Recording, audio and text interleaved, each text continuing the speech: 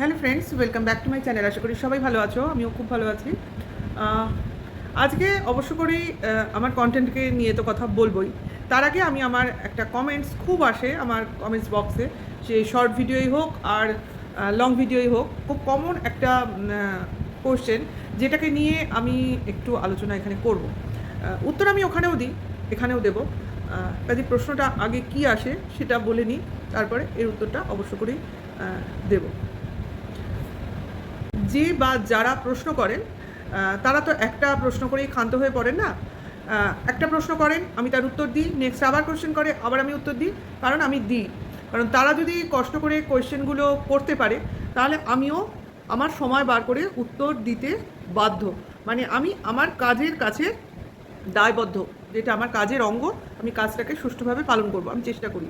এবার যে যার উত্তর একদমই দিতে পারি না, হয়তো বা আমি দেখতে পাই না, ওভারলুক করে যাই, বা অনেক কমেন্টস আসতে থাকে, তখন হয়তো সেটা আর আমার লিস্টিংয়ে থাকে না। সেটাকে আমি পরে যদি চোখে পাই, তাও 2-3 দিন পরে হলেও আমি দিই, চেষ্টা করি। একদম উত্তর ছাড়া, মানে অ্যান্সার ছাড়া আমি কোনো কমেন্টসই ছাড়ি না। অন্তত লাভ রিয়াক্ট তো দেবই। এবার উত্তর তো পরের কথা। আচ্ছা, কোশ্চেনটা চলে আসি, তাহলে ভিডিওটা বড় হয়ে যাবে।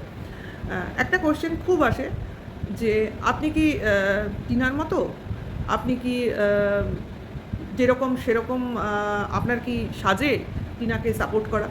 এই ধরনের, এই টাইপের কোশ্চেনটা খুব আসে। এক্স্যাক্ট বললাম না, মানে মানেটা এটাই দাঁড়ায়।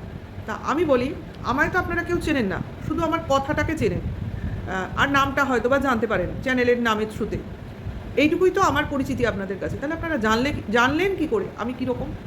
হয়তো আমার কথার থেকে আমার একটা পরিচিতি, আমার সম্বন্ধে কিছু আইডিয়া আপনারা করে নিতে পেরেছেন।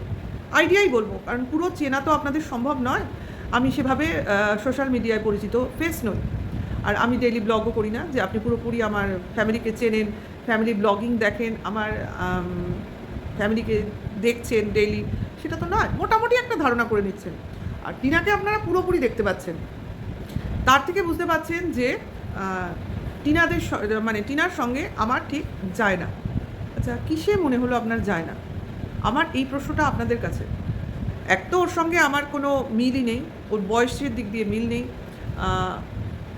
তারপর ও মানে যে সমস্যাটায় রয়েছে, সেই রকম পরিস্থিতিতে মানে আমাকে পড়তে হয়নি, আমি ফেস করিনি। বা যে মানসিক অবস্থার মধ্য দিয়ে চলছে, সেই অবস্থাটা আমাকে সেভাবে জীবনেও এখনও অবধি, এই 50 হাফ সেঞ্চুরি করে ফেললাম, তাতে আমার ফেস করতে হয়নি। তো সেই সব দিক দিয়ে হয়তোবা মিল নেই, আপনারা বললেও বলতে পারেন। কিন্তু আর তো কোনো দিকে আমি অমিল খুঁজে পাই না যাতে আমি ওর পাশে গিয়ে দাঁড়াতে পারবো না। সবথেকে বড় মিল, উত্তরটা আমার এটাই, আমি একজন মানুষ, আর টিনাও অবশ্য করেই একজন মানুষ। তাহলে একজন মানুষ হয়ে মানুষের পাশে দাঁড়াবো, এটাই কিন্তু আমার সবথেকে বড় পরিচয়। হ্যাঁ, সেক্ষেত্রে আপনাদের প্রশ্ন আসতে পারে, টনদীপের পাশে নয় কেন, টিনার পাশে কেন? সেটা আমার সিদ্ধান্ত। টনদীপের পাশেও অনেকে আছেন, তারাও দাঁড়িয়েছিলেন। আমিও টিনার পাশে দাঁড়ানোর সিদ্ধান্ত নিয়েছি সেকেন্ড চয়েসে। এই প্রসঙ্গটা আমি এইখানেই উত্থাপন করছি। হ্যাঁ, আমিও সবার মতো প্রথমে, শুরুতে টনদীপকেই সাপোর্ট করতাম।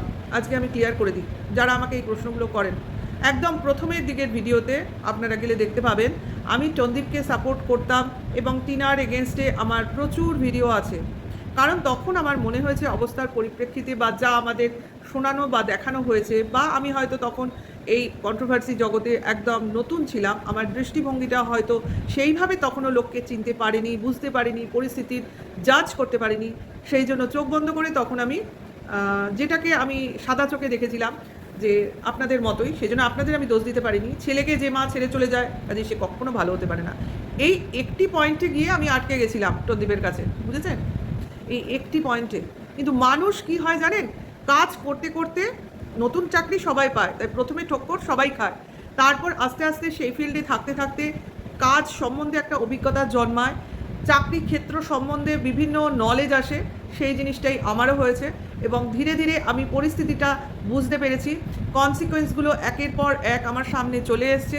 এবং সবথেকে বড় কথা, আমি ঠিক সেই মুহূর্তে আমার ডিসিশান চেঞ্জ করতে বাধ্য হয়েছি, যেই মুহূর্তে দেখেছি একজন দিদি ফার্স্ট এসে সোশ্যাল মিডিয়ায় বলেছিল যে তুই দিদিকে অপমানিত করেছিস, একজন পিসিকে অপমানিত করেছিস। একটা বউ যে কিনা তোর সঙ্গে 5 বছর সংসার করে গেছে, তোর সংসারে তোর ভালোর জন্য খেটে গেছে, মানবেন তো? কথাগুলো মানবেন তো? বিয়ে তো করেছিল, 5টা বছর তো ছিল সেই সংসারে। একটা চ্যানেল, 2টো চ্যানেল গ্রো করেছে, কার স্বার্থে? তার বরের স্বার্থে, তার শ্বশুরবাড়ির স্বার্থে। সেই বংশকে একটা বংশধর দিয়েছে, সেটাও তাদেরই স্বার্থে। সে ছেলে হয়েছে, ওদের ভাগ্য ভালো। মেয়ে হলে হয়তো আজকে টিনার সঙ্গে থাকতো, এত লড়াই, এত দ্বন্দ্বই আসতো না। যা কিছু সে রোজগার করেছে, আরে খেটেছে তো বটেই, ওরাও খেটেছে, ও খেটেছে, তর্কের খাতিরে ধরেই নিলাম। কিন্তু কিছু কি পেয়েছে? কিছু কিন্তু পাইনি, কিছু নিয়েও যেতে পারেনি। হ্যাঁ, কিছু দরকারি কাগজপত্র ওর সঙ্গে করে নিয়ে গেছে, কারণ পরিস্থিতি ওকে সেই মুহূর্তে সেইটাই করতে বাধ্য করেছে। ও বুঝতে পেরেছিল এই সংসারে যা গণ্ডগোল হয়তো বা সেগুলো কোনো না কোনো কাজে আসতে পারে। হ্যাঁ, তখনও ভাবিনি আজকের পরিস্থিতিটা ওকে দেখতে হবে। তাহলে সেই পরিস্থিতিতে যখন এই কথাগুলো আমি বুঝতে পারলাম, সত্যিই তো একটা ছেলে যে নিজের রক্তের সম্পর্কের দিদির সঙ্গে বেইমানি করতে পারে, সেই সংসারে বিশেষ করে ভাইকে তো ছেড়ে দিলাম, তার মা, সন্তানের হাজার দোষ থাকলেও যে সন্তানের সঙ্গ ছাড়ে না, সেই মা মুখ ফিরিয়ে থাকতে পারে। তাহলে সেই পরিবারে একজন বউকে কি এত সুখে এরা রেখেছিল? এত সহজ? আর যদি বা এত সুখেই থাকবে সেই বউ, ওই সংসার ছেড়ে চলেই বা যাবে কেন? আপনারাই তো বলেন, রাজপ্রাসাদে ছিল, রাজরানীর মতো ছিল। তাহলে হাজার দোষ ত্রুটি ধরা পড়লেও সে পায়ে ধরে ক্ষমা চেয়ে কিন্তু তার থেকে যাওয়ারই কথা ছিল আপনাদের কথা মতো, কিন্তু সে থাকেনি। সব কিছু ছেড়ে চলে বেরিয়ে গেছিলো। এখানেও আপনারা বলবেন কারোর হাত ধরে ছেড়ে চলে গেছিলো, অনেক কিছু লোভে ছেড়ে চলে গেছিলো। অনেক কিছু লোভই যদি থাকবে তাহলে অনেক কিছু নিয়ে বেরিয়ে যেতে পারতো, সেটা কিন্তু করেনি। অনেক কিছু নেয়নি, উল্টে অনেক কিছু ছেড়ে চলে গেছে। সব থেকে বড় তার সেরা নিজের সন্তানকে সে নিয়ে চলে যেতে পারেনি। আপনারা সবসময় বলেন কেন নিয়ে যেতে পারেনি, কেন নিয়ে যেতে পারেনি? এই প্রশ্নের উত্তর আপনারা ডে বাই ডে পেয়ে যাবেন। আজকে তো দেখছেন সন্তানকে তো চাইছে, 9 মাস পরে হোক, 10 মাস পরে হোক, চাইছে তো। মানে সোশ্যাল মিডিয়ায় জোরে চেঁচিয়ে চেঁচিয়ে চাইছে। পাচ্ছে কি? পাচ্ছে কি? সেদিন তো আরও পেতো না। আজকে তবু তো ওর হাতে চ্যানেল আছে, আজ তো তবু ওর হাতে পয়সা আছে, আজ তো একটা জোর এসছে, ওর মধ্যে কনফিডেন্স এসছে। শুরুতে কিন্তু সেগুলো কিছুই ছিল না। তাহলে তখন চাইলে আপনারাই তো অপোজিট সাইডে থেকে বিরোধিতা করতেন যে তোমার কি আছে, তুমি নিজেই ঘুরে ঘুরে বেড়াও, তুমি সন্তানকে নিয়ে কোথায় রাখবে। চেয়েছিল, কিন্তু সোশ্যাল মিডিয়ায় চেঁচিয়ে চায়নি, কারণ ও ভেবেছিল এতটাও কি লোকে নির্দয় হবে, সন্তানকে কি মা ছাড়া ওরা রাখতে পারবে, ঠিকই আমার কাছে নিয়ে আসবে। কিন্তু ভাবেনি যে ভেতরে এত বড় সড়ো প্ল্যানিং চলছে সন্তানকে মা ছাড়া করার জন্য। কারণ মেয়েটার একটা, না সরি, শ্বশুরবাড়ির ক্ষেত্রে মেয়েটি 2টো দোষ করেছিল। একটা হলো স্বামীর অবহেলা এবং সাংসারিক কিছু গণ্ডগোলে সে আশ্রয় খুঁজে নিয়েছিল চ্যাটিংয়ে। আর দ্বিতীয় অপরাধ করেছিল, সে সব যখন অন্যায়ের সম্মুখীন হলো, সবার মধ্যে বসলো, একটা সালিশি সভা বসলো, তখন সে সিদ্ধান্ত নিয়েছিল ব্লগিং চ্যানেলে আর মুখ দেখাবে না। এই ছিল তার 2টো দোষ। তার ফলশ্রুতি তাকে সংসার ছাড়তে হয়েছিল। হয়তো বা এই পৃথিবীটাই তাকে ছাড়তে হতো, কিন্তু রাখে হরি মারেকে, ভগবানের সিদ্ধান্ত, অন্য কারোর হাতে তো চলে যাবে না। তাই আজকে সে এখনও বেঁচে আছে, বাবা মার কাছে আছে, একটা নিশ্চিন্তের জায়গায় রয়েছে। বাবা মা তাকে রেখেছে, সেভাবেই রেখেছে, দেখতেই তো পাচ্ছেন। সেটাও আপনাদের চোখ কাটায়। এত খুশি আসে কী করে, এত আনন্দে থাকে কী করে? মেয়েটা কিন্তু আজকে বেশ কয়েকদিন ধরেই আর আনন্দে নেই, কারণ তার মনে ঢুকেছে টেনশন। কিসের টেনশন বলুন তো? কারণ যত সন্তানের আসার দিন ক্রমশ কাছে চলে আসছে, ওর মনে কিন্তু উৎকণ্ঠা ক্রমশ ডে বাই ডে বাড়ছে, এবং তার জন্যই সে চুপ করে আছে। ঠিক আছে, এটুকুই বলার ছিল। আশা করি আপনারা প্রশ্নের কিছুটা হলে উত্তর পেলেন, কারণ এই প্রশ্নের কোনো উত্তর হবে না। এই ভিডিও সবাই দেখবেন কিনা সন্দেহ, সেই জন্যই বারবার বিভিন্ন লোক বিভিন্নভাবে কোশ্চেন করেন। আমি প্রায় ছেড়ে ছেড়ে অনেক ভিডিওতেই এর উত্তর দিই, আবার কমেন্টসেও দিই। যাই হোক, চেষ্টা করব, কিছু তো প্রশ্নের উত্তর আমি দিতে পেরেছি। এবার চলে আসি টনদীপের ভিডিওতে। ওটাই ছিল আমার আজকের কন্টেন্ট। হ্যাঁ, ছেলেকে নিয়ে খুব ইনভলভমেন্ট দেখাচ্ছে, কারণ ছেলের সঙ্গে সময় কাটাচ্ছে বেশি বেশি করে। এইটা দেখেই আমার মনে হচ্ছিল সেই কিমার কথা বলছিল না, যখন 22 তারিখের কথা হলো, টনদীপকে বলবো, ভাইকে বলবো বেশি বেশি করে ছেলের সঙ্গে সময় কাটাও, বেশি বেশি করে ছবি তুলে নাও, বেশি বেশি করে রিলস করে রাখো, এইগুলোই তো ভবিষ্যতে কাজে লাগবে। মজার ছলে বলেছিল, হয়তো বা ইয়ার্কির ছলেও বলেছিল, কিন্তু কথা কি বলেন তো, কিছু কথা ক্ষণেও পড়ে, অক্ষণেও পড়ে। ওই জন্য কখনও অকথা কুকথা আমরা মুখে আনি না। বলবেন আপনি এত স্ট্যান্ড পয়েন্ট নিয়ে এসব পুরনো ধ্যান ধারণায় বিশ্বাস করেন? হ্যাঁ করি। হ্যাঁ, এই জায়গাগুলো করি। কারণ আমি এটাও মনে করি মা যদি কোনো কাজে বাধা দেয় সেই কাজটা করা যায় না। এটা আমার ভিতরের এগুলো আসে যে মা কোনো কাজে ডাক দিল, না ওই কাজটা করব না। মা বলল আজকে কোথাও যাস না, যাব না। তাহলে আজকে যে কাজের জন্য বেরোচ্ছি সে কাজটা হবে না। এটা মানসিক ব্যাপার। এটা আমি মানি যে আজকে আমি বললাম অনেকে আছে না মিথ্যা কথা বলে যে কোনো জায়গায় যাওয়ার হয়তো মানে আজকে কোথাও যেতে হবে, ইচ্ছে নেই। সেক্ষেত্রে হয়তো বলে দিল আমার মার শরীর খারাপ, বাবার শরীর খারাপ, এই কারণে যাচ্ছি না। এই ধরনের মিথ্যে কথাগুলো আমি কিন্তু একদমই পছন্দ করি না। কারণ শরীর খারাপ বলাটা কেন বলুন তো? আমার মনে হয় আমি দেখেছি এরকমভাবে যদি কেউ বলে হয়তো সেই কথাটা সত্যি হয়ে গেল। আমি বললাম আমার মার শরীর খারাপ, যেমন হয়তো দুদিন পর দেখলাম আমার মা সত্যিই ভীষণভাবে অসুস্থ। কাজে এই শরীর খারাপ বা কারোকে নিয়ে কোনো মিথ্যে কথা, এই কথাটা আমি মোটেও বলা পছন্দ করি না।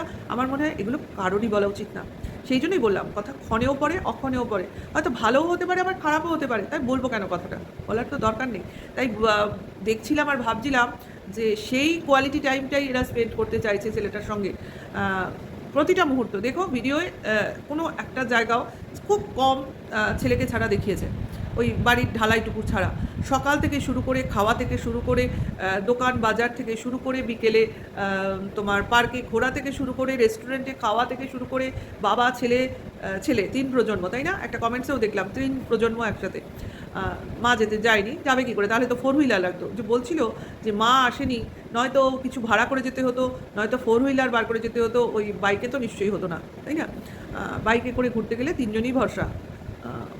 যাই হোক, এইভাবে টাইম স্পেন্ড করছে, তার মানেটা কী? এর থেকে তো আমার এটা মনে হলো। এবার কার কী মনে হলো সে সেটা বলবে। তা ভালো লাগলো দেখতে, ছেলেটা খুব সুন্দর পার্কে ঘুরছিল। আর সবথেকে বড় কথা, আমি সব ছেড়ে দিয়ে পার্কটার প্রশংসা করব যে যে অঞ্চলে কি বীরপুর পার্ক বোধহয় পার্কের ওখানে লেখা ছিল শিশু উদ্যান। তা জায়গাটা সত্যিই বলবো আমাদের কলকাতাতেও মনে হয় এইরকমভাবে টিকিট ছাড়া পার্ক কি ওটা আমার ঠিক জানা নেই, মানে পাবলিকলি খোলা কিনা। সেই হিসেবে প্রচুর প্রচুর অ্যামিউজমেন্টের ব্যবস্থা রয়েছে বাচ্চাদের, এবং বেশ ভালো, বেশ ভালো। এইরকম যদি কলকাতায় থাকতো তো খুব ভালো হতো। আমাদের কিন্তু এখানে এসব নেই। ওই কয়টা একটা যদি ওই দোলনা থাকে, কিছু স্লিপ থাকে, আর কিছু নাগরদোলা তো থাকেই না।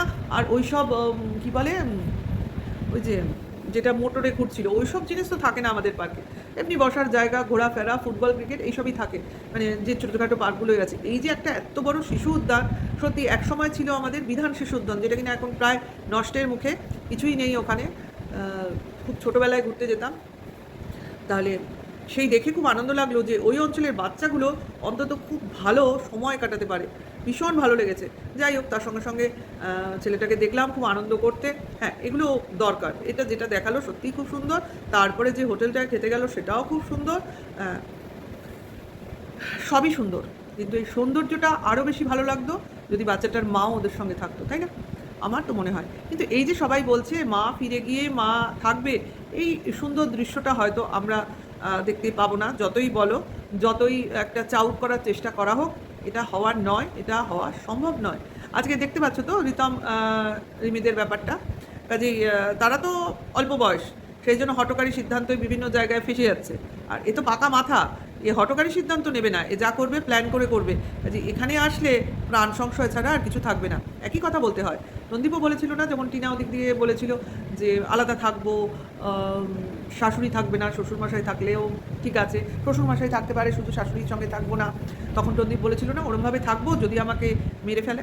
একই কথা তো টিনাও বলতে পারে। সেই প্রাণ সংশয়ের ভয়েই তো বাড়ি ছেড়েছিল, তাহলে আবার কেন সেই ফ্যামিলিতে ফিরে আসবে সেই প্রাণ সংশয় নিয়ে? কে বলতে পারে? কোনো বাড়িতে কোনো অ্যাক্সিডেন্টের হয়ে যাবে না, সেটাকে অ্যাক্সিডেন্টের নামই তো দেবে। যাই হোক, এগুলোই বলার ছিল। রন্দীপ কোয়ালিটি টাইম স্পেন্ড করছে, দেখে ভালো লাগছে। হ্যাঁ, এগুলো ক্যামেরায় বন্দি হয়ে থাক, ভবিষ্যতে কাজে লাগবে। অবশ্য এটা কাজে লাগার কথা আমি আমাদের জন্য বলছি, অবশ্য করেই রন্দীপের জন্য বলছি না। কারণ তার ছেলে বরাবরই তার ছেলেই থাকবে। ছেলেটা একটু উপরি পাওনা নিজের মাকে পাবে, এছাড়া আর কিছু বলার নেই। এটা আমাদের ভীষণ মন থেকে চাওয়া এবং পাওয়ার বিষয়। ও পাবে, আমাদের কি বলতো, আমরা শুধু একটু আনন্দ পাবো, আর কিছু না। আর আমাদের ভিউয়ার্সরাও একটু শান্তি পাবে, যারা কিনা সত্যিকারেই মা ছেলের মিলন দেখতে চায়। তাহলে ভিডিওটা এখানেই শেষ করছি। ভালো লাগলে লাইক কমেন্টস করো, আর আমার সঙ্গে থেকো, নেক্সট ভিডিও ওয়েট করো। Tata, by.